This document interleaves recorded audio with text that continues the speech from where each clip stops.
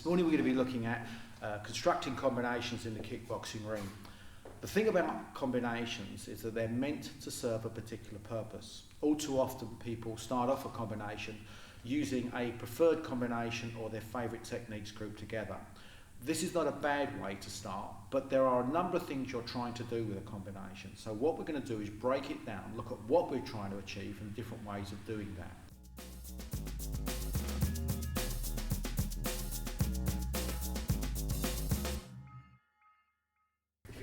For a second, okay, if you could just mirror me, Gav. Okay, your hands come to here, either side of your jaw, and your ribs, okay, are protected by your elbows. This is particularly important. You're trying to produce a guard that reduces someone's ability to hit you. It stands to reason that a combination must work around that guard or get that guard to extend so you can hit the body or the head. Okay, now there's a litany which says straighten round, body and head, hand and leg. And what that means is your techniques must be straight and come around the guard.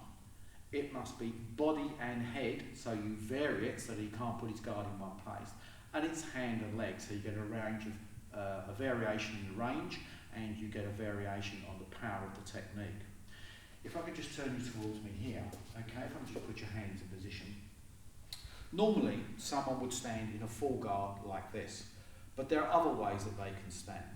One of the ways is here. This is the half guard, which is used when you're in close. So if I move in close to Gavin, I'm here, okay, and I fit nicely to walk into him. I can also do a cross guard. All of these affect two sides. One, how you break that guard down, and two, how you deliver combinations from that guard.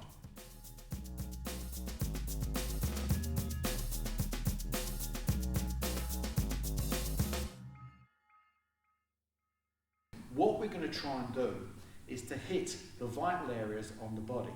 Now in martial arts, people don't normally talk about vital points in a martial sport context. We talk about them in terms of self-defense. But in the ring, if the aim is to defeat the person, stands to reason to hit him where he's most vulnerable. And there are 6 particular areas. So if we turn towards. The first one is here, the point of the chin. For the knockout. This is true of boxing, it's true of kickboxing, it's true of MMA.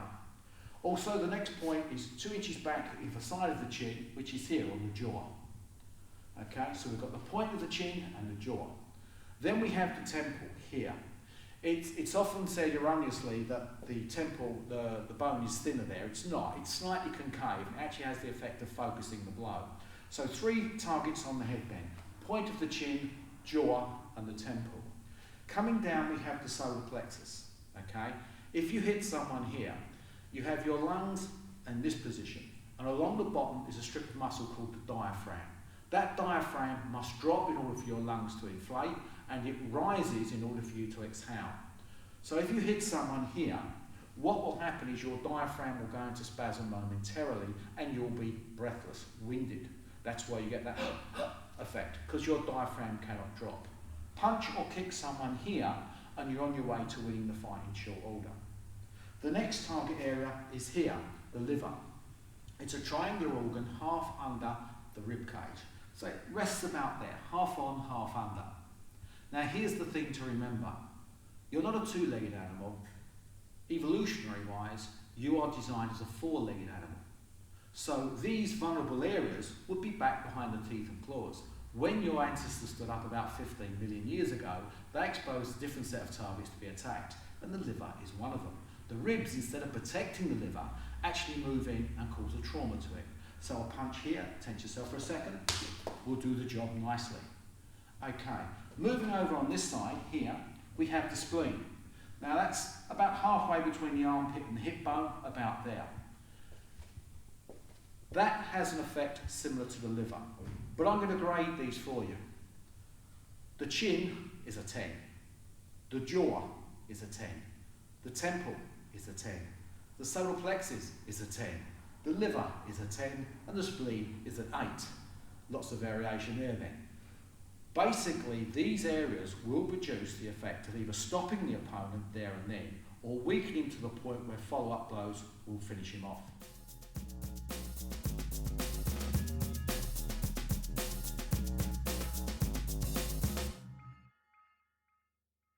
Now remember, if we went back to that straight and round body and head, hand and leg.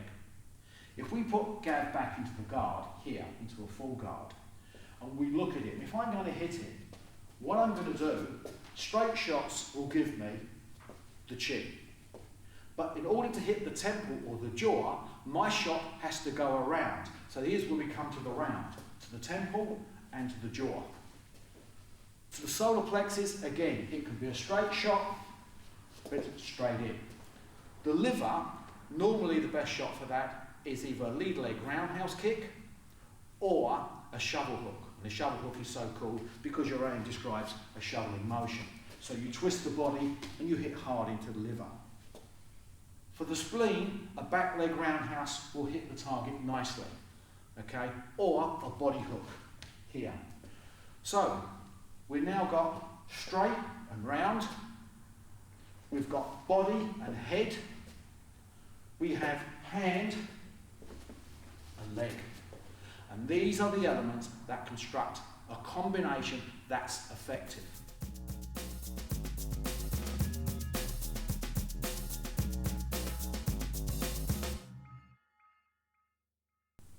If we move Gav's guard, and we move into this close situation where I'm in here, what he's done, by positioning his arm in such a way, he's actually protecting his spleen. He's also got his liver covered, and he's got his jaw covered on one side. He's not totally protected, but he's certainly reduced my opportunities to hit him clean. So I can hit him on the point of the chin from this angle, or on the jaw, or on the temple either side. But look what he's cut out. He has reduced my options. So, what I really want to do is to get his arms away from his body.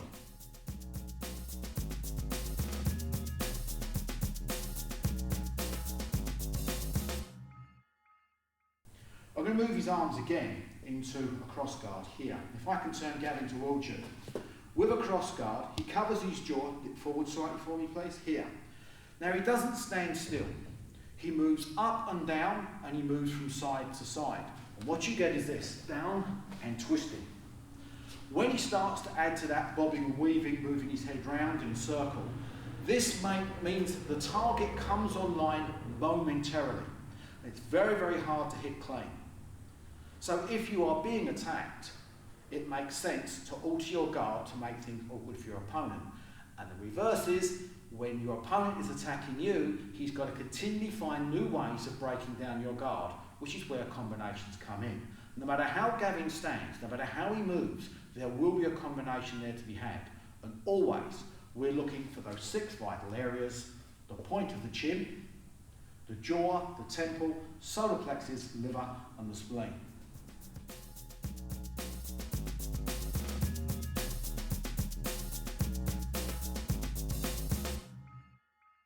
Next is mirroring. Standing in front of your opponent, if you throw a jab, this is where you're going to be open. If you throw a cross, this is where you're going to be open. If you throw a front kick, this is where you're going to be open. Putting those 2 elements together, we can construct, if not a perfect combination, then an effective one.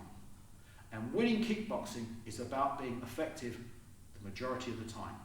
Thank you.